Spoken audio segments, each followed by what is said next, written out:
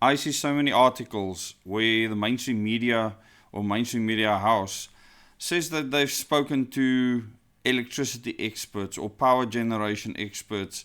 And when I read these articles, I'm always shocked to see what these professors that work at universities come up with, the ideas that they have, the things that they conjure up when they have never run a large unit at a coal-fired or nuclear power station, a large unit that puts out hundreds of megawatts.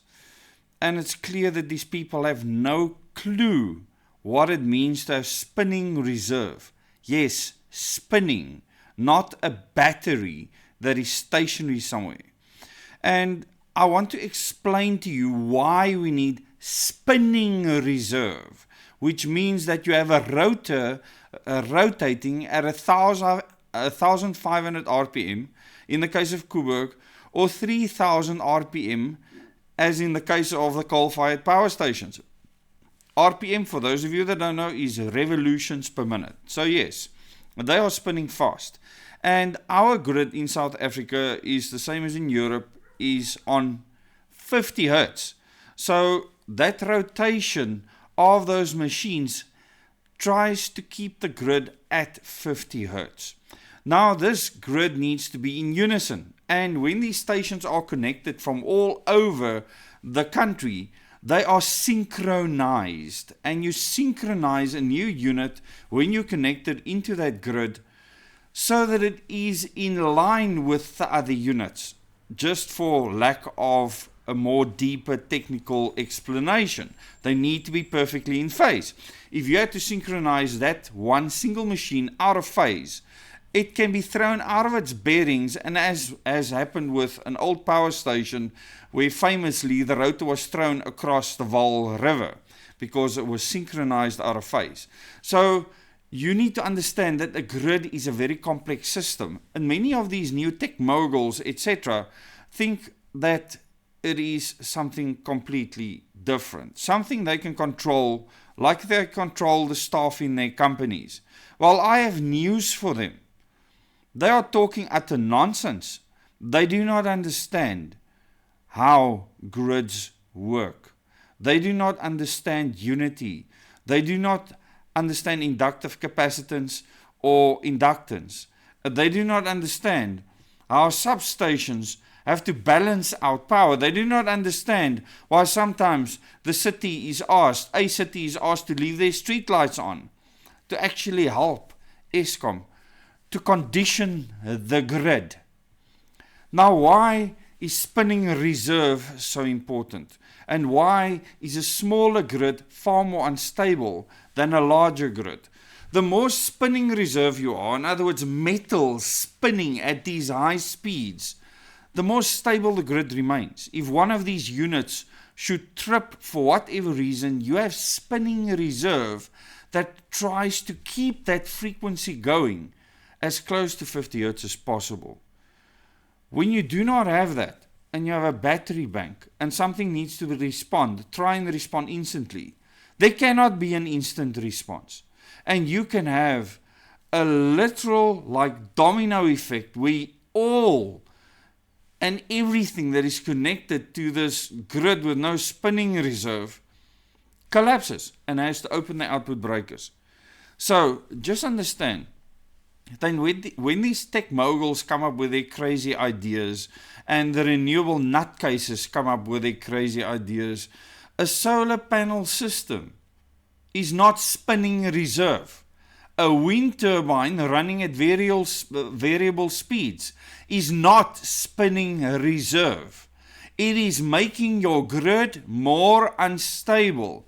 End of story. And I'm not talking about a tiny little microgrid for a factory or microgrid for a neighborhood. I'm talking about thousands of megawatts, which is what countries need. It's the cheapest way to produce power for large-scale industry. But I suppose people that cheer on these nutcases, these professors, these doctors that think that they understand power grids, I think that they should get what's coming to them and they should suffer severely.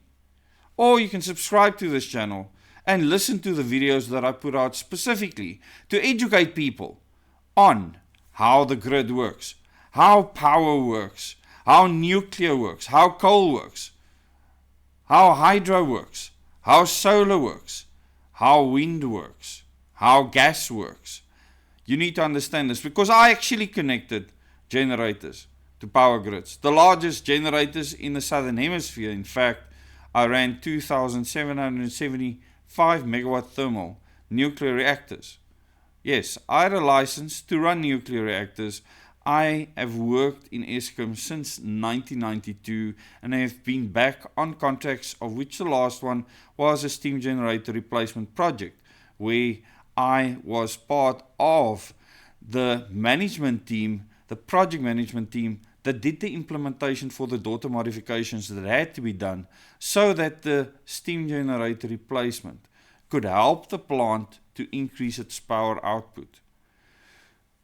We need experts to speak truth to the citizens of South Africa. We do not need people that sit in varsity, in classes, with theory, with books, that have never pushed the button, that have never synchronized something, to teach us how the grid works. We need spinning reserve. For spinning reserve, we need rotors, we need metal, we need turbines. And if we don't do that, you will face a cataclysm in future with regards to energy that you cannot even imagine right now because you do not understand. I thank you for watching. Please consider subscribing to this channel, clicking on that bell icon so you can get notifications for future videos. And if you care about your energy or electricity supply future, make sure that you watch the videos, the other videos in this playlist, because we are facing an electricity cliff by the middle of the 2030s. A cliff where we will lose 15,000 megawatts of coal power stations. All spinning reserve will be gone. Our grid will be so flippin' unstable that the people at Zimmerpan that have to control it won't know if they're Arthur or Martha. We need political decisions made now if we don't want to go down that cliff fast. Thanks so much. Till the next video.